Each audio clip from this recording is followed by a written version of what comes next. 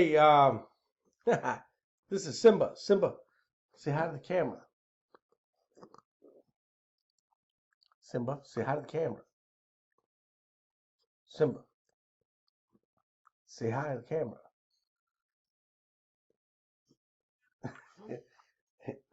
Hey, this is Simba, everybody. Simba.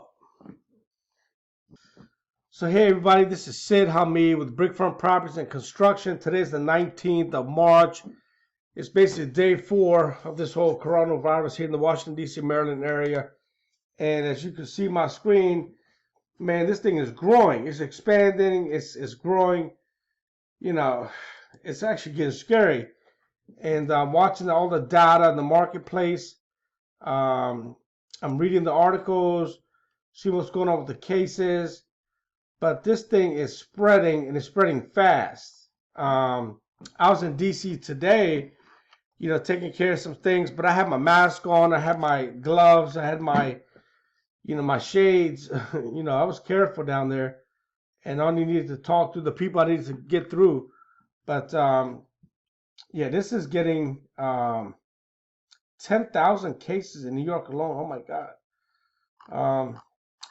So yeah, but look, the thing about this whole thing, I'm watching all the, the economists, I'm watching the data, I'm watching the market, I'm watching the top players, the same people in 87, in 99, 2000, and 2010, same people, the same investors, same billionaires, the same economists, like Carl Icahn. I'm watching these people. These guys have been around for 40, 50, 60 years.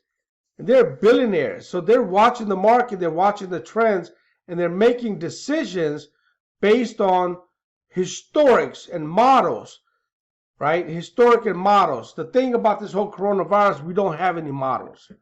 This is a brand new thing. But I'm listening to them, I'm watching them because, I like them, I trust them to a certain degree. I mean, they're all optimistic about money and stuff, but I'm watching these people, I'm listening to them, I'm getting my data coming in, but then I'm also looking at my local Washington, D.C., Maryland, Northern Virginia marketplace, and I'm paying attention to those particular areas. So I'm a realtor, and then like this Dr. Lawrence Yin is the one of the economists with the National Association of Realtors. He's the chief economist. He's here in Washington, D.C., and he was on the podcast with Brian Buffini, and this is a good episode. If you guys haven't seen it, I'll make this as one of my resources, but it's a really cool episode on what's going on with the market and the trend. And they're saying that it's gonna pass us, right? It's just a matter of time. Is it 3 months? Is it 6 months? Is it 9 months? But it's gonna pass. We're gonna get through this, and we all know this. We all believe this. One thing about Americans, we're very just strong and resilient, and we don't quit and fight, and we've seen it over and over. But this thing is, just be focused on the market and the trends, and then buy right. The key is to buy right in the right areas, and buy at the right prices in this condition. But as an investor, I am looking and I am paying attention. And today we came across a couple more opportunities to consider. But again, I'm being cautious, but also I'm not being dumb, right? So there are deals out here to be had at the right price, long as the seller agrees to those numbers, right? So here's a clip that I'm going to show you guys here. There's some of the coronavirus clips with real estate that's impacting the market. And you guys could do this data and this research on your own too. I mean, you guys are investors, you're cash buyers, you're realtors, you're agents, whatever you are, wholesalers.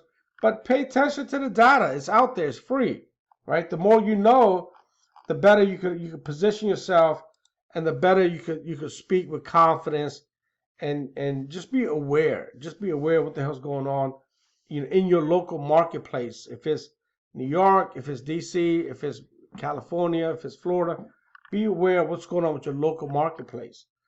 Okay, pay attention to this, because Like these are some of the articles that are being posted here in the Washington D.C. Maryland area. Nobody wants to buy a house in this Corona crisis, right? Now, also, I got an email earlier today. The Bank of America has halted people from making mortgage payments, right? So the mortgage payments for Bank of America, they're starting to halt those things.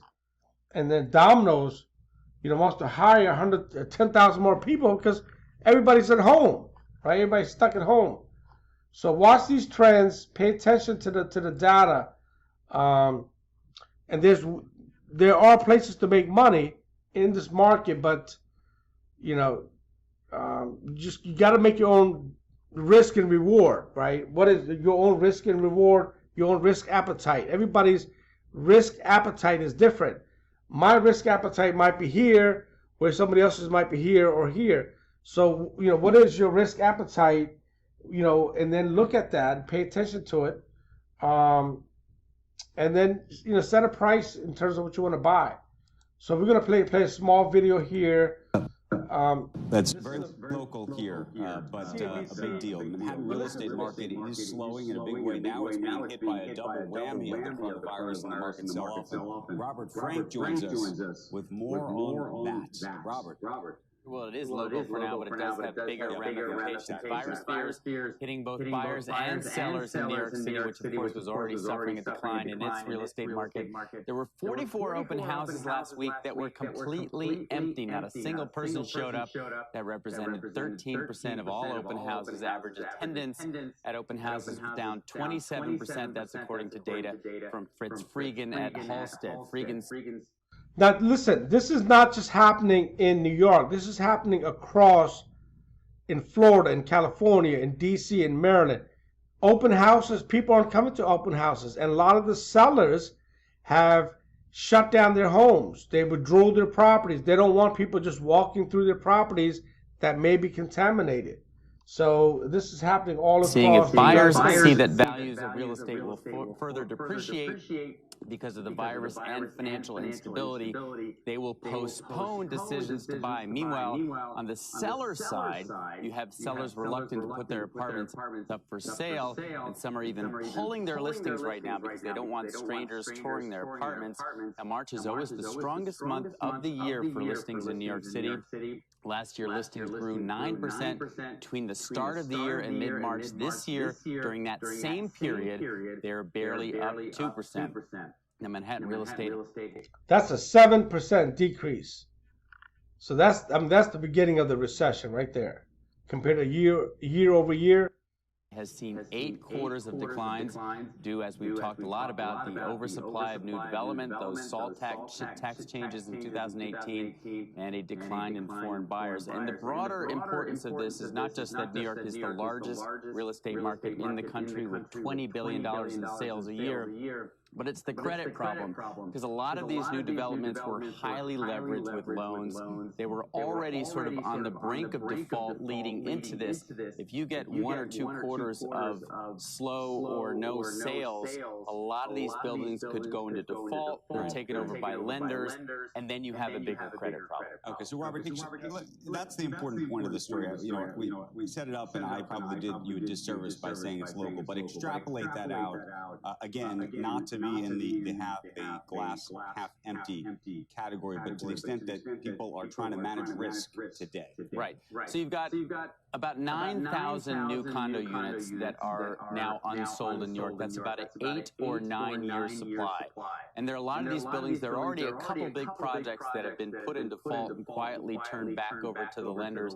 But a lot of these buildings were running out of time even heading into this first and second quarter. And if you have a period of, whether it's 3 months, 6 months of just very little activity, then you've got these lenders sitting on buildings where the cost made it so that the break even for a lot of these new developments was somewhere $3, $4, some of them $5,000 per square foot is your break even. So if you then have lenders taking those over and they have to sell them at $2,000 a square foot or $2,500, then you've got a lot of people holding the bag for New York real estate, which has attracted so much investment after the crisis, especially on the luxury side, who then hold these loans and lost buildings, and that's going to be, again, a broader feeding into this broader credit issue. What does that look like, though, across the country? Meaning, how representative of this situation in New York is taking place in other cities? Well, I think it depends on the segment. So the entry level of the real estate market for most of the country outside of New York is very strong. There's just very little supply. There's strong demand. I think these lower mortgage rates really help that part of the market. The higher end of the market, wherever you look at, whether it's Los Angeles, San Francisco, Texas, New York, Miami, there's just way too much supply. The building went crazy after the crisis. Everyone was targeting that part of the market, and there's just so much supply. Prices are coming down 20 and 30%, but it's still not enough to unload it. So it's more susceptible to declines in stock market. Exactly, and it's a confidence game. People just at that level, they can buy, but they don't want to. Yep. So anyway, guys, pay attention. Pay attention to your market, your local trends. Pay attention to the numbers. I mean, there is money to be made, in this market. But, be comfortable with your risk levels and your appetite, and just make smart choices. I'm like I say, I'm reading, I'm paying attention, I'm looking at deals. I got 2 more deals that came in today. Well, they were deals 2 weeks ago, but today I need them to be at least 15%, 18% cheaper in order for them to be considered deals. So pay attention. We don't know how long this is going to last, but we know we are going to pull out of this thing. So we have faith, we have hope. Just listen to your local economist. And man, it's going to be 80 degrees tomorrow. Wow. But so, hey, Sid Hameed with Brickfront Properties and Construction. The goal is to keep providing you data and information that you guys can use in your own business as you're making choices and decisions. Should I be sitting on the sideline? Should I be involved as a realtor? As a investor? We're still making offers. We're still looking at things. We're still making phone calls. We're still sending out text messages, and we're still trying to do lead generation. So, don't stop. This is the time to build your pipeline. Build your pipeline, make the calls, get a hold of those sellers, talk to them, build that relationship. The customers, the homeowners will work with people who they like and trust, right? Who they like and trust, your local agent that they like and trust. So be that agent. Use this time to talk to people and build your name, build your brand, build your recognition, and get that pipeline going, because we are going to come out of this. And when we come out of this, you should be able to have 5 or 6, 10 listings in your pipeline. So hey, Sid Hameed with Brickfront Properties and Construction. I hope you guys are liking these videos and getting some useful information and useful data, and by me sharing this stuff, right? So anybody could do this. It's just a matter of you taking an hour to 2 hours and paying attention to the data, so you could make informed decisions. This is a cycle. It happens, right? This is a cycle. It happens every 10 to 12 years. 10 to 12 years, the market goes up, market goes down. So I've seen this 3 times now, and just pay attention, and we could all make money. And give me a call if you're looking for a strategy session. If you guys are looking to grow, scale, improve, and you just want to talk things through, give me a call for that. My phone number and information is all over the internet. Sid Hameed with Brickfront Properties and Construction. And like this video, pass it around, share the video, share the information, the content. Tell me what you think about it. And if you like it, cool. If you don't, it is what it is. So I'll talk to you later. Sid Hameed. All right.